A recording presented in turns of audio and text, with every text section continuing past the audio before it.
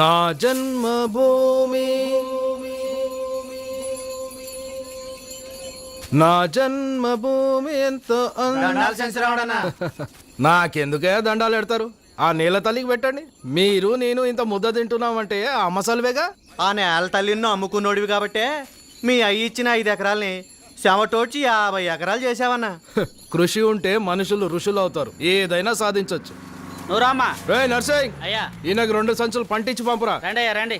అరే సెన్సు రావడన్నా, నీలా తోడు 10 కాలాల పాటు చల్లగా ఉంటే 100 కుటుంబాలకు తిండి దొరుకుతన్నా. దేవుడు నీకే ఈ ఏళ్ళు ఇయ్యాలా. సర్లే వెళ్ళి పని చూసుకో. గిరి రా రా. ఓర్ని అబ్బా చెంచు, నువ్వు తక్కువోడు కాదురా. వేసేది రైతు బిడ్డ గెట్టప్పు, పాడేది దేశభక్తి గీతం, పండించేది గంజాయి పంట. పైగా ఈ వ్యాపారంలో అందరి చేత దీవెనలు పొగడ్తలను. నువ్వు మాత్రం తక్కువ తిన్నావా గిరి? రేంజర్గా వచ్చి దొంగసాటుగా దుప్పెలు, లేళ్లు, పక్షులు, పిట్టల్ని అమ్మేస్తుంటావు. ఇవన్నీ ఏమైనా అంటే సింహం తినేస్తుందని కథలు చెప్తున్నావు. పైగా నా వ్యాపారంలో కమిషన్ కూడా తింటున్నావు. అసలు విషయానికి వద్దాం. మనమిద్దరం ఇట్లా జాయింట్గా బ్రతుకుతుంటే గవర్నమెంట్ ఆ బ్రిడ్జ్ మొదలు పెట్టింది. ఆ బ్రిడ్జ్ పూర్తయి జనం తిరగడం మొదలెట్టారంటే మన వ్యాపారాలు సాగం. ఆ కొత్త ఇంజనీర్ అమ్మ బ్రిడ్జ్ పూర్తి చేసేటట్టుంది. ముందు మనం ఆ పని ఆపాలి. మన చేతులకు మట్టేందుకు గిరి? దయ్యం లాంటి ఆ సింహం ఎప్పుడో వచ్చి వేసేస్తుంది. సింహాన్ని వేసేయడానికి ఆ రాజుగాడు వచ్చి కూర్చున్నాడు. ఆ ఇంజనీర్ అమ్మకి కూలోళ్ళకి వాడు పెద్ద కాపలాయాడు. తొందరగా మనం ఏదో ఒకటి చేయకపోతే బ్రిడ్జ్ పూర్తవుతుంది. అది జరగదు. రేపు ఈ పార్టీకి ఆ ఇంజనీర్ అమ్మ సత్య శవం అవుతుంది.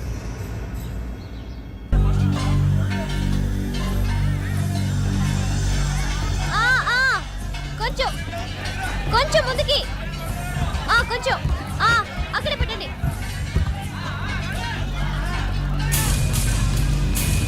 యా ఓకే, పక్కన పెట్టండి.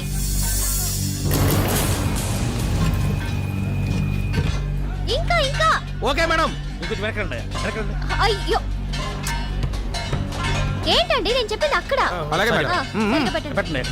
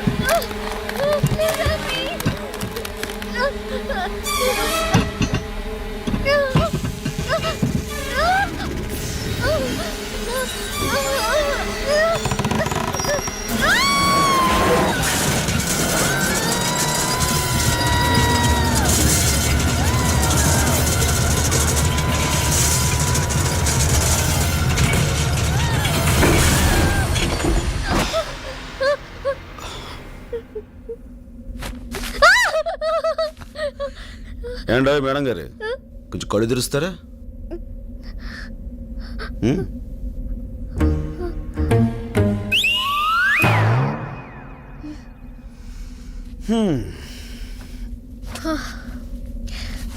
Thank you madam madam madam thank you Raju. షేర్ కా బచ్చా. రాజనా నీకేం కాలేదుగా? ఏం కాలేదు.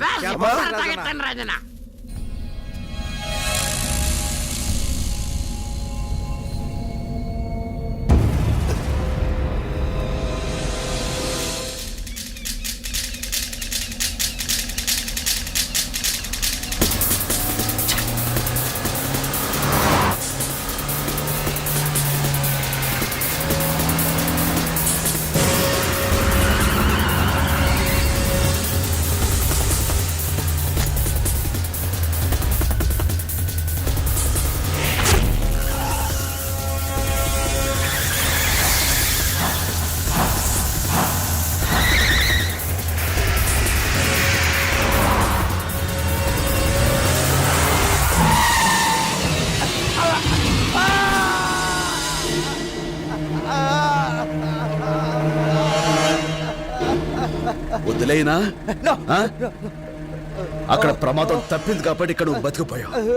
ఇంకొకసారి ఇలాంటి తప్పుడు వ్యవహారాలు చేసావో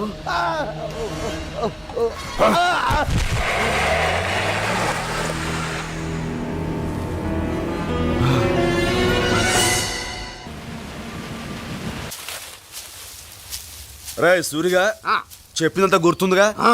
అసలైన ఎలుగుబంట్లాగా ఆ ఇంజనీర్ అమ్మకు ఎదురుపడి గెంతుతూ తను బెదిరించు, దెబ్బకి తను ఆడెలుగుబడి తోలు సంపాదించేవింట్రా. మరి అదే దొరికింది రాజన్న. వెళ్ళు, తను వచ్చి టైం అయింది. అమ్మాయి గారు ఎక్కడ? ఆ,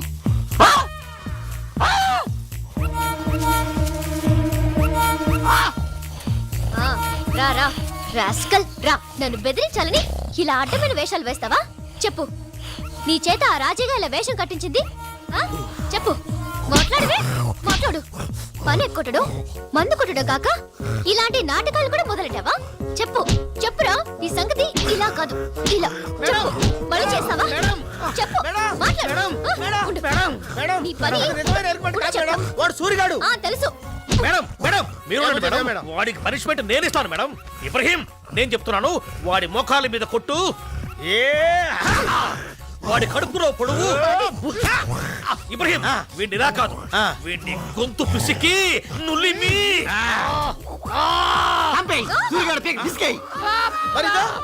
అది నిజమైన ఎలుగుబంటి, నేను నిజమైన సూరిగాడిని.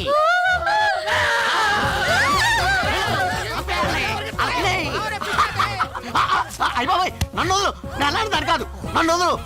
నన్ను వదులు బాబోయ్, బాబోయ్ బాబోయ్, నన్ను పట్టుకున్నావంటే బాబు, నేను అలాంటి దాని కాదు. ఎలుగుబంటి. ఆ, చూపించుకో, నన్ను పట్టుకో. ఆ, ఇలా దగ్గరగా ఉన్న మనం చూసేది దెబ్బకు పారిపోతుంది. సరే.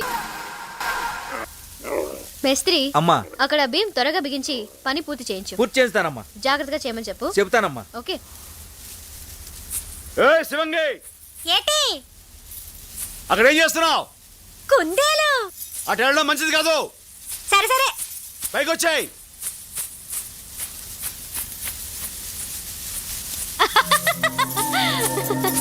అరే అరే.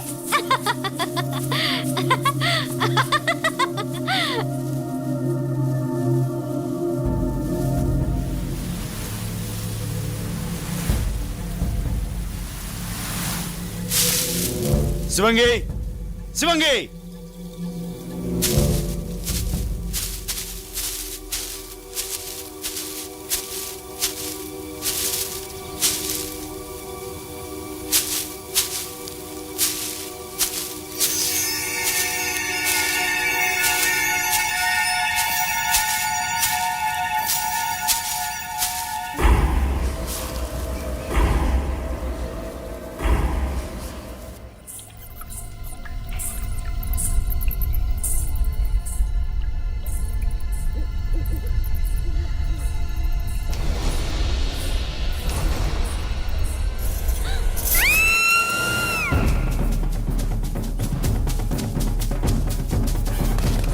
శివంగి, ఏ శివంగి, ఏమైంది? ఆ?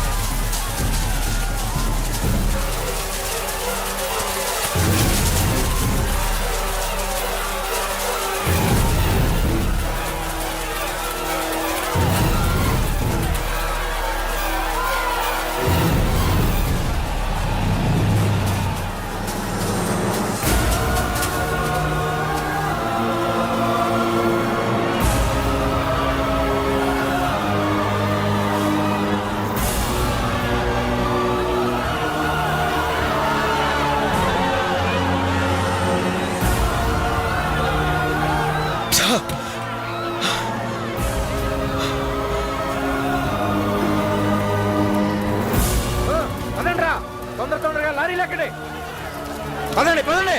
ఆగండి. పన్ను తెలిసి ఎక్కడికి పోతున్నారు మీరంతా? మా ప్రాణాలు దక్కించుకోవడానికమ్మా. ఆ మామారిని తప్పించుకుంటే ఆగమని నువ్వని చెప్పు వాళ్ళకి.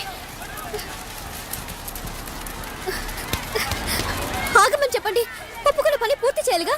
ఏటమ్మా పూర్తి చేసేది? పొట్టకూటి కోసం అడవికి వచ్చినంత మాత్రాన మా బతుకులు ఈ బ్రిడ్జికి బలెట్టాలా? నాగులు, నువ్వు ఊరుకో అప్పన్నా. ఆ మాయదారి సింహం వచ్చి మా బిడ్డల్ని పాపల్ని చంపుతా అంటే మీరు మీ సర్కారు వాళ్ళు చచ్చిపోయిన మా వాళ్ళని తిరిగి తీసుకొస్తారా? కూలి డబ్బుల కోసం కట్టపడతాం గాని కన్నోళ్ళని కట్టుకున్న వాళ్ళని కాదనుకోలేం. మీకో దానం, మీ పరికో దానం. పదండ్రా. ఎక్కండ్రా, ఎక్కడే.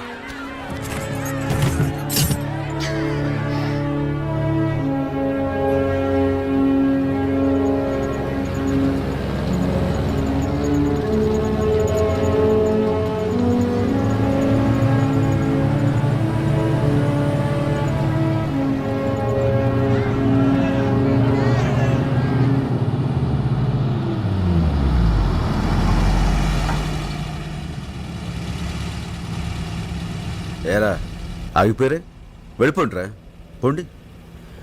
వెళ్ళి అక్కడ సింహానికి భయపడి పెరుగు పందాలా పారిపోయి వచ్చామని చెప్పుకోండిరా. అడవి తల్లి బిడ్డలమని చెప్పుకోవడానికి సిగ్గుపడండిరా.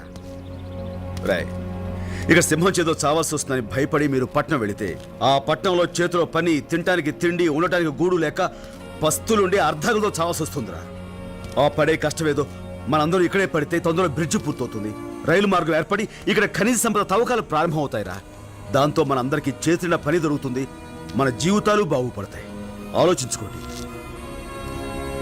మీరందరూ కొద్దిపాటి ధైర్యం చూపిస్తే మీ ప్రాణాలకు నా ప్రాణం అడ్డేస్తాను. ఆ సింహాన్ని చంపగా నేను చావను. అలా కాదు, మా బతుకులు మావి, మా స్వార్థం మాది అనుకుంటే వెళ్ళిపోండిరా. కానీ వెళ్లే ముందు ఒక్క మాట మాత్రం గుర్తుంచుకోండి. పిరికివాడు రోజూ చస్తాడు, కానీ ధైర్యవంతుడు ఒక్కసారే చస్తాడు.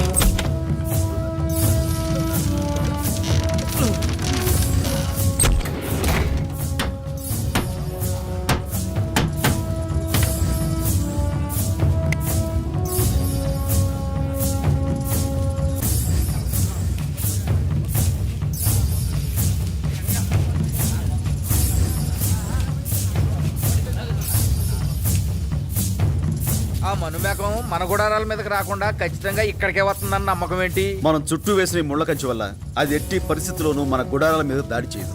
ఖచ్చితంగా ఈ బోన్లోకి వచ్చి తీరాలి. అలా సింహం లోపలికి రాగానే బోన్లో అడ్డంగా పెట్టిన తీగ దాని కాలికి తగలటం ఏంటి, వెంటనే దీని తలుపు మూసుకుపోతుంది. ఇవన్నీ జరిగినప్పుడు కదా.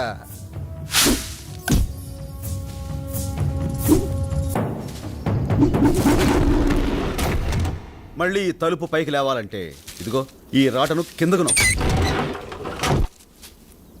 ఆ మహమ్మారి బలానికి ఈ బోన్ ఎక్కడ ఆగుతానా? 2 దెబ్బలేసిందంటే ముక్కలైపోద్ది. అంత అవకాశం దానికి ఎందుకు ఇస్తాం? ఈలోగా దాని గుండెలోకి తుపాకీ గుళ్ళు దూసుకుపోతాయి. దాని ఎదురుగా ఆ బోన్లో కూర్చుని తుపాకీ పేల్చే ధైర్యం ఎవరికుందన్నా? నాకుంది, నేనుంటాను. గుడాల చుట్టూ మంటలేసుకుని అందరిని లోపల ఉండమను.